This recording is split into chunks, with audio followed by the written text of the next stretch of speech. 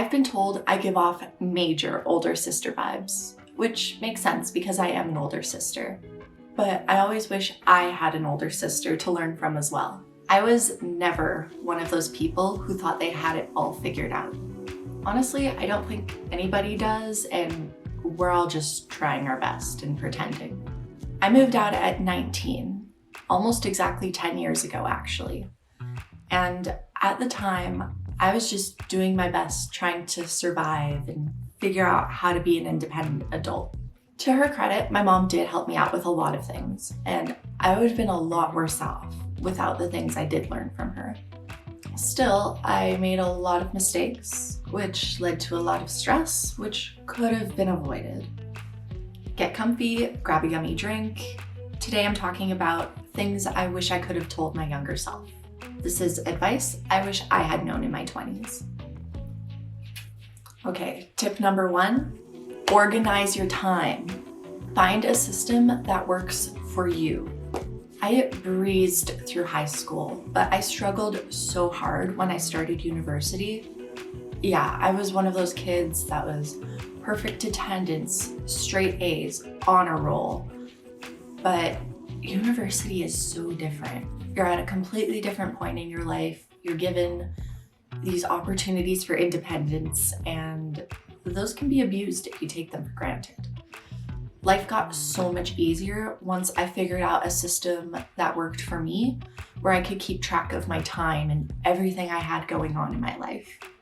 I tried using a traditional planner a few different times, but it never really stuck for me. I'd buy a pretty one, use it for maybe a couple weeks, and then abandon it. What changed my life when it comes to time management was using a combination of a whiteboard calendar as well as a digital planner on my iPad.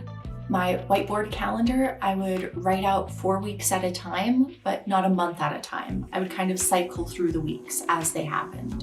And I also had all of my assignments for the semester written down. So it was really satisfying to check them off and cross them out as they were completed. I had a visualization of my progress throughout the semester, which really helped keep me motivated, as well as on top of all my assignments and deadlines. I used this in combination with a digital planner for more long-term planning, where I had all of my events as they would happen there.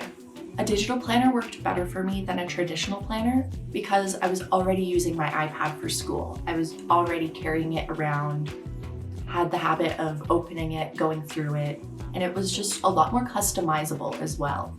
Currently for work, I'm using Google Calendar, and I just write all my tasks on the side and kind of plan my days out that way, and that's working really well for me. Again, find what works for you and what works for your lifestyle. Being organized means organizing your finances as well, which brings me to my next point. Set yourself up for financial success. The earlier, the better. A big part of this is just understanding your money in and your money out and keeping track of that. Know when your money is coming in and what you're going to allocate that to. Have a plan, otherwise it can be really easy to just make a bunch of little expenses that do add up super easily. At one point, I worked 3 jobs at once. Keeping track of how much I was going to get paid, when I was going to get paid, what I would be spending that on, all really helped me keep things straight. I was living in an apartment all by myself that I couldn't really afford, so I had to keep track of every single dollar coming in and going out. My main job, my retail job, it was the most consistent. I pretty much knew how much I'd be making, how many hours I'd be working, so I allocated that paycheck towards fixed expenses like rent. It mostly went to rent. My second job, it was a serving job, so I would use my wages, again, for bills like electricity and internet that I knew would be coming out around the same time as that paycheck would be going in. And then I would use my serving tips from that job for my kind of fun money. This was for going out with friends, eating out, getting coffee, things that were nice to have, but that I wouldn't strictly budget for. If I made more tips, I would have more fun. If I didn't make as many tips, I would stay home more. Job 3 funded my cheerleading season. It was a seasonal retail job, so I was really grinding for those few months where I did have the 3 jobs, and it just went directly towards my cheer fees. It's a very expensive sport, but it was also one of the few things holding my mental health together at the time. So I felt like it was a worthy investment in my physical and mental health. Staying organized with my cash flow in and out at this time is really what kept me alive. Also, start saving early. The earlier, the better. Even if it's $25 every paycheck, make sure that you're paying yourself and not just spending it frivolously because you think you have the extra money. Interest grows with time. So the longer you save, the more you'll eventually have. Having this automatically set up to come out every paycheck will save you that mental stress of trying to remember, did I put that money away? Or did I just accidentally spend it because I'm not keeping track? To do this, I have a super simple spreadsheet. It's basically a chart. I had one column for all of my income, another column for my bills and fixed expenses, another for any spending that I've done, and then a 4th column saying if I'm plus or minus money for that period and how much I have left to spend or save. My 3rd piece of advice is to trust your gut. This goes with people, situations, anything. If it feels off, it probably is. People will show you and tell you who they really are. You just need to pay attention.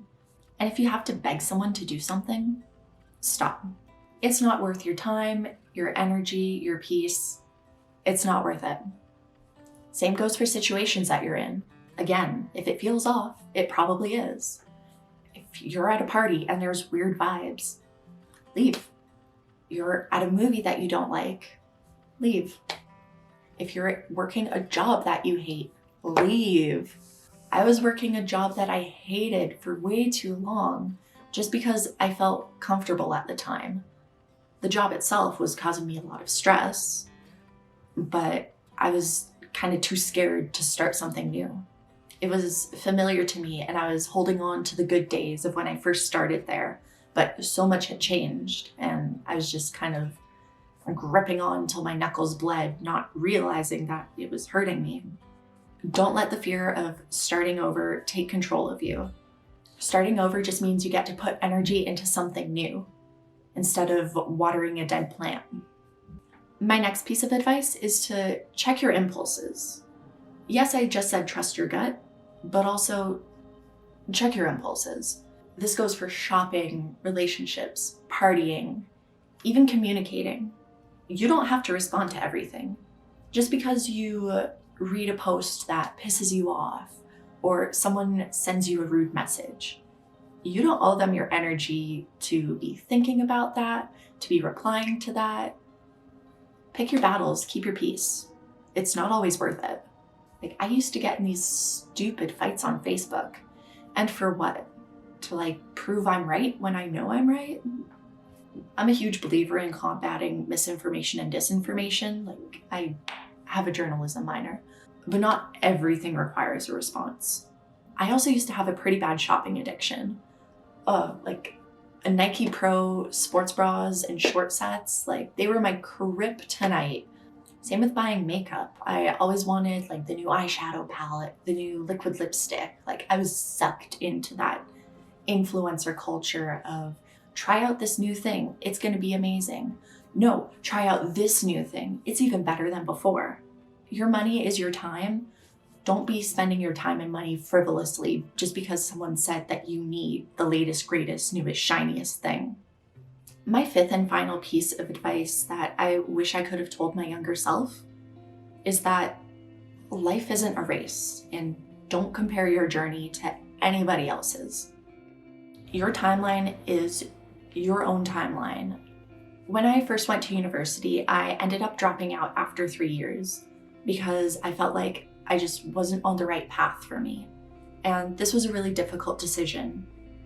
Well, not super difficult. I was also kind of failing out and not doing the best. So my university suggested I take some time off and I was like, yep, good idea.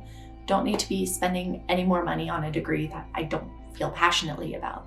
Like, university is expensive enough, come on.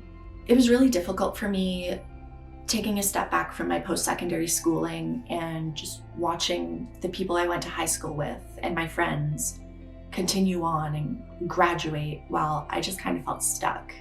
But that's not the truth though. I wasn't doing nothing. I was on a journey of self-discovery and honestly just trying to survive as well. I ended up taking 3 years off of school while I figured out what I actually wanted to do. And then I ended up going to a different university in a program I really loved and have recently graduated, so obviously that's working out. I'm working in my field, something I never would have really considered an option as a job had I not taken that time off to really soul search and explore options. One of my good friends recently said something to me that really threw me off guard. They told me that they were jealous of me and how it seemed like I had everything figured out and I was just blazing through life, doing everything right. And I was like, what? Me? Having things figured out?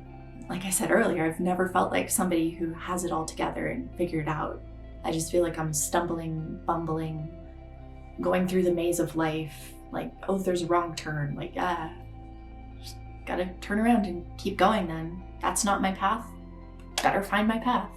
I wish I could have told younger Victoria, it's gonna be okay. Give energy to the things that inspire you and leave behind the things that you kind of feel like you're obligated to do. Like, I felt obligated to go into university right after high school. I thought I was gonna be a teacher. It seemed like a comfortable lifestyle. And then going through my schooling, it just didn't feel like it fit me anymore. I'm really happy with where I'm at in life now, but 6, 7, 8 years ago, I was just feeling so lost. Your early 20s, your late teens, that's such a formative time in your life. That is your time to be trying things. It's okay to fail. It's okay to switch directions. You're still young and you have so much time. The time is gonna pass anyways, whether you graduate when you're 24 or 34 or 44, do it for yourself. Don't compare your timeline to anybody else's, because ultimately it's your life, your decisions, your journey. Like, who cares if Billy, Bobby, or Sue look at you weird for being an adult trying? Like, I'm obviously new to starting a YouTube channel. Is a part of me scared that somebody's gonna judge me? Like, oh, she wants to be a YouTuber. What are you doing? People who judge others and make fun of them for trying something new and not being good at something right from the start are just losers who are probably scared to try something new themselves. I wish I could go back and give myself this advice, but I can't, so I'm passing it on to you. I'm here to hopefully help save you from making some of the mistakes that I did. It's okay to not know everything. It's okay to fail. What matters is taking those mistakes, learning from them, and then growing from that. Now, I want to know what's some advice you wish you could give your younger self. Let me know in the comments and let's keep this conversation going. Be sure to like this video and subscribe to my channel. Let's take on this next chapter and keep learning together.